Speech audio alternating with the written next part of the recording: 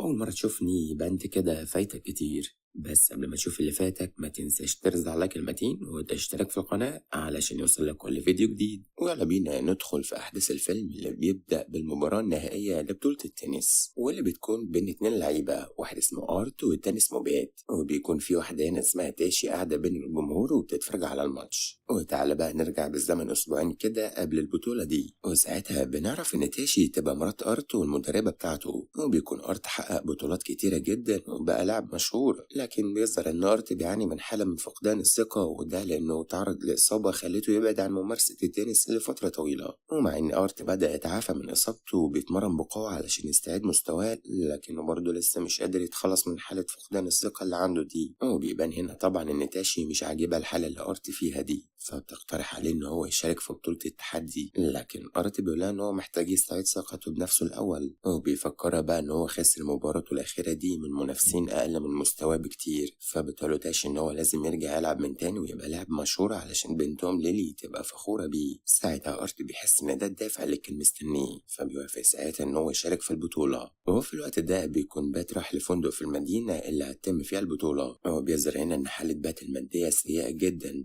وبيحاول هنا إنه يقنع صاحبة الفندق إن هي تديله غرفة يبات فيها، وبيوعدها إن هو يدفع لها الفلوس تاني يوم. لكن ساعتها صاحبة الفندق بترفض، فبيضطر بات بقى إن هو يبات في عربيته لتاني يوم. وبعدها بيروح بات يسجل اسمه علشان يشارك في البطولة هو كمان. بات بقى بيكون عايز يشارك في البطولة علشان يلعب أول مباراة ويتغلب، وده علشان ياخد فلوس المشاركة في البطولة، لأنه مش لاقي فلوس يعرف يصرف بيها على نفسه. وبنعرف بقى إن بات بيعمل كده لأنه هو ما عندوش مدرب علشان يساعده في الفوز بالبطولات. ولكن الموظفة هنا بتفاجئ بات وبتوري له صورة أرت وبتقول إن هو يشارك في نفس البطولة. وفي الوقت ده أرت بيخسر أكتر من نقطة ورا بعض قدام بات، بيكون متعصب جدا. وساعتها تاشي بتقلق عليه لأنها مش عايزاه يفقد ثقته بنفسه، لأنه بالمنظر ده كده أكيد هيخسر الماتش. تعال بقى نرجع بالزمن تاني 13 سنة لورا. ساعتها بنعرف بقى إن أرت وبات كانوا صحاب جدا وبيلعبوا سوا في المباراة النهائية كمان، وبيقدروا إن هم يفوزوا ببطولة التنس للمدارس الثانوية. وبعدها بيروحوا يتفرجوا على تاشي وهي بتلعب المباراة النهائية هي كمان. وبيظهر بقى إن تاشي لعيبة مشهورة جدا ومعروفة، لدرجة إن أرت وبات بيكونوا معجبين بيها جدا، وبيفضلوا يتابعوها بقى وهم منبهرين بمستواها. وساعتها تاشي بتقدر تكسب المباراة وبتفوز بلقب البطولة. وبالليل بقى الشركة الراعية بتكون عاملة حفلة لتاشي احتفالا بالبطولات اللي هي فازت بيها، وأرت وبات هنا بيكونوا موجودين وبيتابعوا تاشي طول الحفلة. وأول ما بتكون لوحدها بيروحوا لها وبيعرفوها بنفسهم وبيقولوا لها بقى إن هما معجبين بيها جدا.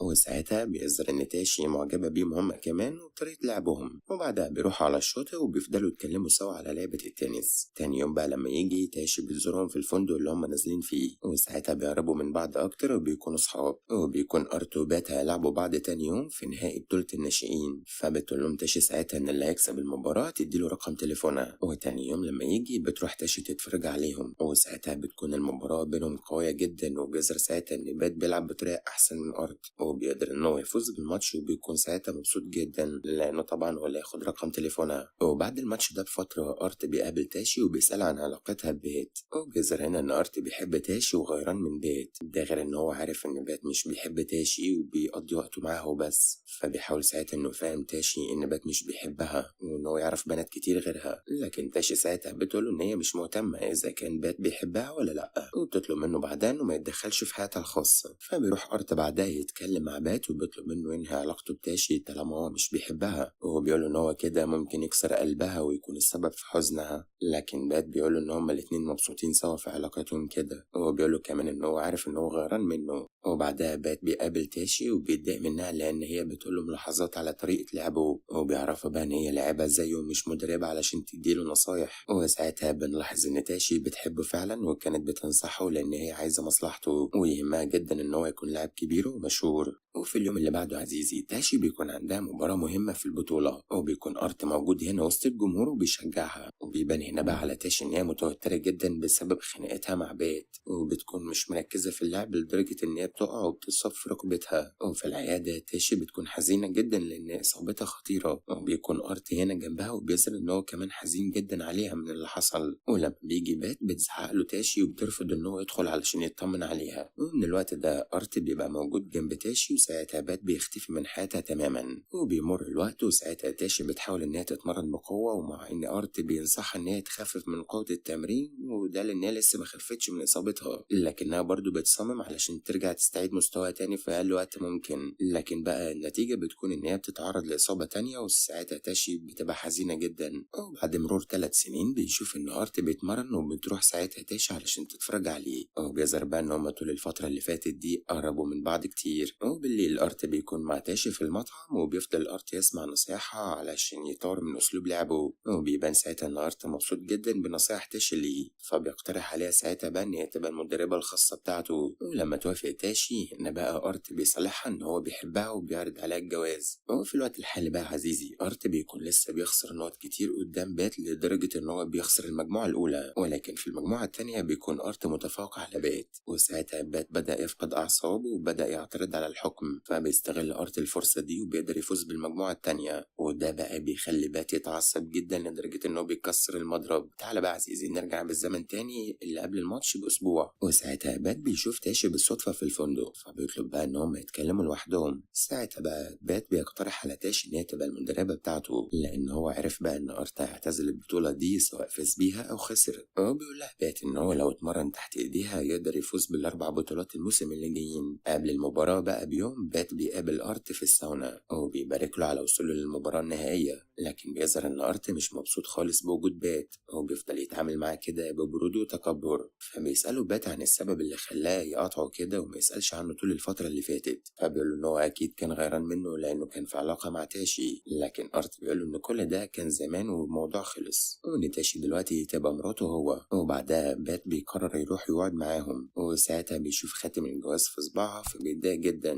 لكنه بيخبي مشاعره وبيحاول يقرب منها، لكن هي ساعتها بتصد وبترفض إن هو يقرب منها خالص. وبيجي أرت بقى وبيكون لسه صاحي من النوم، وبيتضايق جدا لما بيشوفهم سوا. وهو رايح يقعد معاهم ساعتها بتوقف واحدة من المعجبين وبتطلب منه توقيعه، وبعدها بيكتشف أرت إن بات وتاشي مش موجودين. المهم عزيزي بالليل بيكون أرت مع تاشي وبيظهر عليه التوتر، فبيسأل هنا تاشي عن نظرتها ليه هو خسر الماتش. ساعتها تاشي بتفهم إن هو مش واثق في نفسه وخايف بقى يتغلب قدام بات، وده بقى لأن أرت عمره ما فاز على بات ولا مرة قبل كده. وساعتها أرت بيقولها إن هو يعتزل اللعب سواء فاز بالبطولة أو خسرها. ساعتها تاشي قررت إن هي تدي دافع لأرت علشان يفوز بالبطولة دي، فبتقوله بقى إن هو لو خسر هتنفصل عنه، ولكن أرت مش بيصدقها وبيطلب منها تنصحه بصفتها المدربة بتاعته. فبتقوله ساعتها إن هي ما عندهاش غير نصيحة واحدة بس، إن هو لازم يفوز بالبطولة. بعدها لما ينام أرت بتخرج تاشي من الأوضة من غير ما هو يحس، وبتطلع ساعتها الورقة اللي فيها تليفون بات وبتتصل بيه وبتطلب إن هي تقابله. وبعد شوية وقت تاشي بتقابل بات وبتركب عربيته، وساعتها بتطلب منه يروحوا مكان بعيد. وأول ما يوصلوا هناك بتطلب منه إن هو يخسر الماتش قدام أرت، وبتقول له إن ضروري الموضوع ده يحصل لأن أرت محتاج يفوز بالبطولة علشان يسترد ثقته بنفسه، علشان كمان يقدر يدخل البطولة اللي بعدها. ساعتها بات بيتعصب وبيقولها إن هي أنانية جدا، وده لأن هي مفكرتش لحظة واحدة إذا كان هو محتاج يفوز بالبطولة دي ولا لأ. لكن بات بقى بيصمم على رأيه وبيرفض كلامها وبيلف بالعربية علشان يرجعها للفندق. ولكن أول ما تاشي تنزل من العربية وتبعد عنه ساعتها هو بيندى عليها وبيقولها بقى إن هو موافق، بس أكيد بمقابل يا عزيزي يعني، وأنت فاهم هو إيه. نرجع بقى للوقت الحالي وبات ساعتها بيسترجع مستواه وبيقدر إن هو يكسب نقط كتير من أرت. ساعتها القلق بيظهر على ملامح تاشي لأن هي بتكون فاكرة إن بات هيخلف كلامه معاها، وساعتها أرت بيلاحظ نظراتها لبات، وبعدها على طول بات بيخسر نقطة في الإرسال. وساعتها أرت بيفهم إن بات بيعمل كده وهو قاصد، هو بيتأكد بقى إن أكيد في اتفاق ما بين تاشي وبات. ساعتها هو بيتعصب جدا وبيضرب بالكرة بقوة ناحية بات وبيخسر ساعتها النقطة دي، وده بقى علشان يخلي بات يفهم إن هو يقدر يفوز عليه بمجهوده هو بيفضل أرت وبات يلعبوا بكل قوة وتركيز، وبيكون كل الموجودين مبهورين جدا من مستواهم هما الاتنين. لكن تاشي بقى بتبقى قاعدة على أعصابها وخايفة، وده لأن بات بيلعب أرت بكل قوته، فبتبقى قلقانة جدا وخايفة إن أرت يخسر البطولة دي. وبيظهر هنا بقى إن أرت وبات بيستعيدوا ذكرياتهم لما كانوا بيلعبوا سوا زمان وبيكونوا مستمتعين مع بعض، وبيكون أرت هنا قادر إن هو يصد كل ضربات بات، وفجأة بيقرب منه بينط في الهواء علشان يضرب الكورة. وساعتها بات بيتفاجئ بيتفاجئ وبيحس إن هو مش قادر يصد الضربة، لكنه بيكون مركز بقى إنه يحمي أرت وما يقعش على الأرض ويتصاب. أرت بقى لما بيلاقي بات بيحضنه بقوة وبينقذه قبل ما يقع على الأرض، ساعتها هو كمان بيحضنه بقوة. وبنلاحظ بقى هنا إن بات بقى في قمة السعادة على الرغم إن هو خسر المباراة، لكنه بيكون مبسوط بقى إنه قدر يكسب صديق عمره تاني. وفي اللحظة دي تاشي بتقف وهي فرحانة جدا إن أرت كده استعاد ثقته بنفسه وقدر يفوز بالبطولة.